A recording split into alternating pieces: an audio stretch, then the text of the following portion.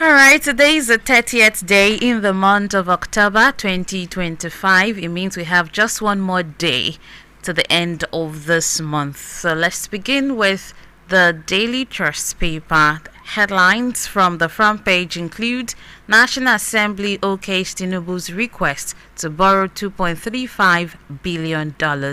That's on page 2 of the Daily Trust. Kano confirms 4 new variant of polio virus. Kano confirms 4 new variants of polio virus. That's on page 12. Banks credit to private sector drop by 6 trillion naira in 1 month. That's also on page 23.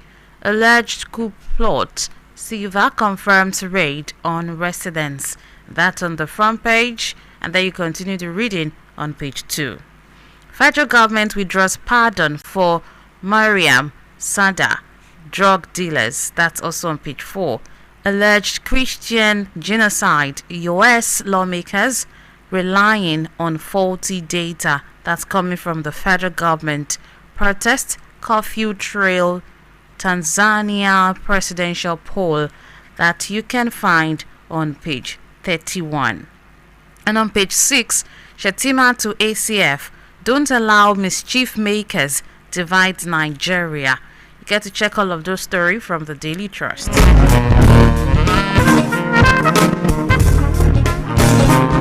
While it seems all of the headlines on the front pages of major newspapers, is filled with congratulatory message to the new service chiefs, we still have few headlines from some of them. So let's take some of the few we have from the Punch paper. On the front page of the Punch paper, we have Tinubu revokes pardon for Sada. 140 high-profile inmates. That's on page 2. Senate screening. CDS eyes foreign partnership to crush insurgency. That's on page 7. Coup controversy. Military tracks 45 billion naira in NDDC. Detained soldiers linked in NDDC top shot probe. Silva out of country denies links with alleged coup. All of those from the Punch paper. And from the Guardian, we have very few as well, so let's take them very quickly.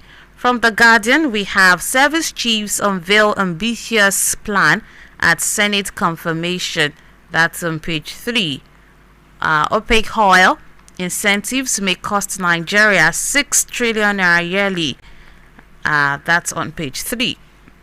Reps approved Tinubu's $2.34 billion loan, empower EFCC to seize assets without conviction. That's on page 4. On page 6 as well, federal government backtracks on pardon as Nigerians question due process.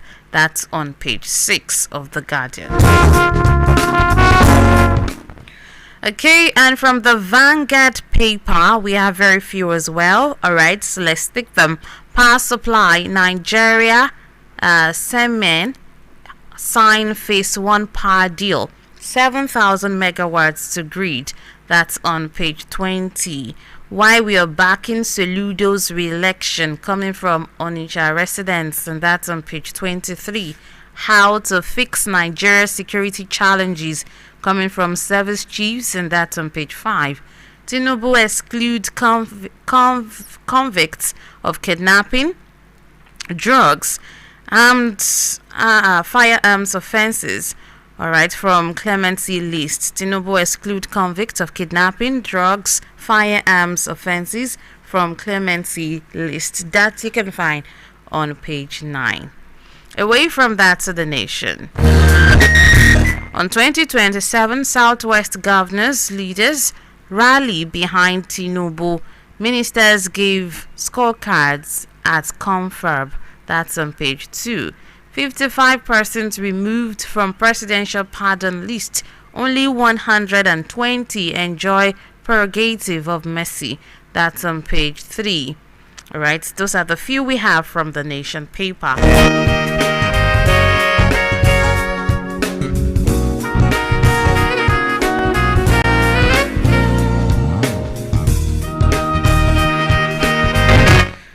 right, so these are the major headlines making the rounds this morning, and now it's time for us to go into details of some of them. And some of the ones we get to check out, we get to talk about the words of, the revocation of presidential pardon for Sada and 140 high-profile inmates. We get to talk about that, and we also get to talk about how, after the Senate screening, CDSI foreign partnership to crush insurgency.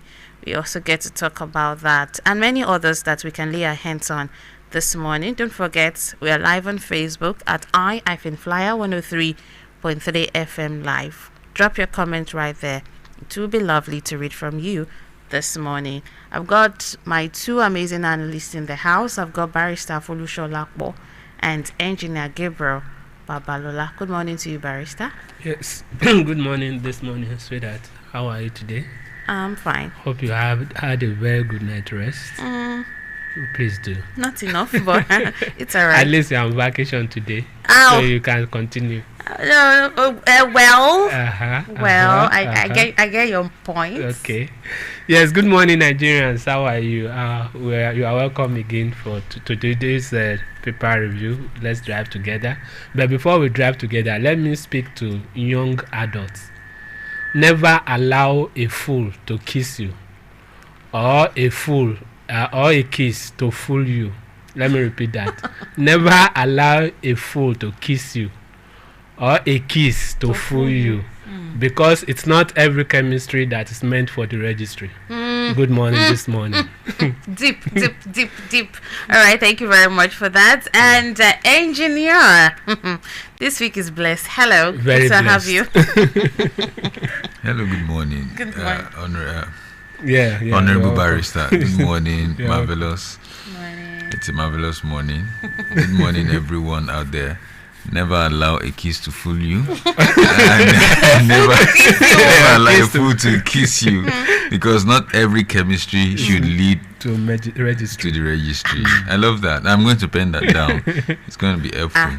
Barrister, Good Oncho. morning. It's okay. Barrister is hot. It's hot too. All right, so let's start with Tinubu revokes pardon for Sanda, 140 high-profile inmates. President Bola Tinubu has withdrawn the pardon earlier granted to 175 convicts, including drug traffickers, kidnappers, and fraudsters, following public outrage that trailed the initial clemency list released on October 11. This came as the president ordered a review of the pardon granted at the National Council of State meeting on October 9, 2025.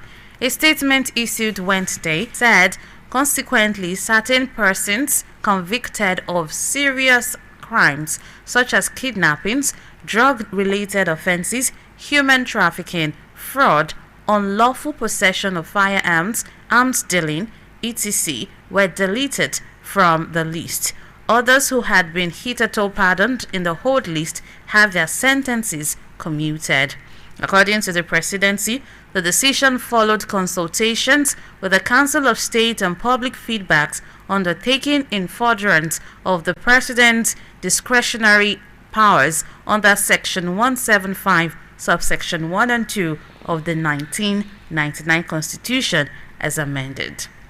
These actions became necessary in view of the seriousness and security implications of some of the offenses, the need to be sensitive to the feelings of the victims of the crimes and society in general, the need to boost the morale of law enforcement agencies, and adherence to bilateral obligations, the statement continued. It further noted that the concept of justice as a three-way traffic for the accused, the victim, and the state, the society, also guided the review.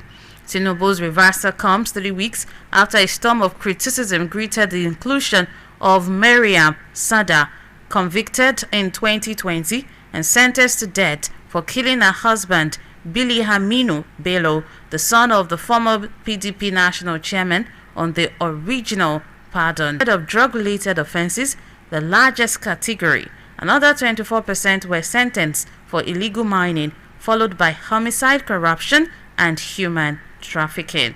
The Nigerian Bar Association section on Public Interest and Development Law had urged the president to rescind what it called a grave error of judgment, warning that granting mercy to the convicted murderer sent the wrong signal about accountability and deterrence.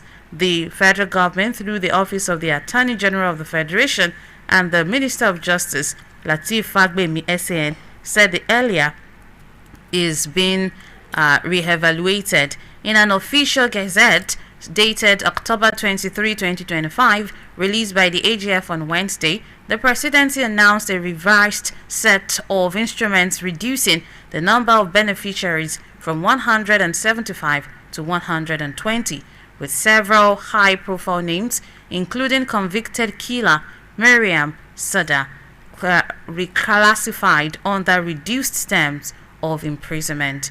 Fagbemi explained that the exercise followed the president's approval after a due process review of the initial recommendation presented to him earlier by the Presidential Advisory Committee on Prerogative of Mercy. He said the review became necessary after the president, upon consultation with the Council of State, received concern about the initial list of beneficiaries and ordered a assessment to ensure strict adherence to legal and procedural standards.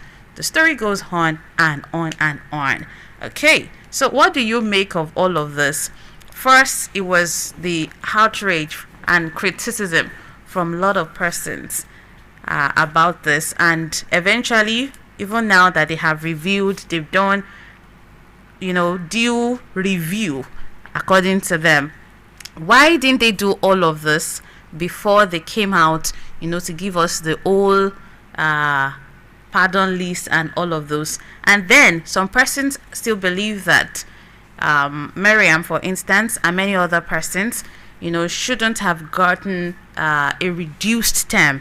Although she was sentenced now to 12 years imprisonment, and she has already spent 6 years and some months in the prison. So what do you just make of all of this? I think I should start with engineer before I move to barrister this morning. So engineer. Thank you very much. I think they were thinking that it's going to be business as usual. That you can just rub anything in the faces of Nigerians. That when you do it, like they did the River State sending Fubara home for 6 months, stuff like that. Former President, His Excellency Goodluck Jonathan, also did something like that to his godfather. Pardoning him, even though we all know that the man was guilty of the offense, and stuff like that. And that's not the only thing. Even in this administration, past administrations, we saw a whole lot of things.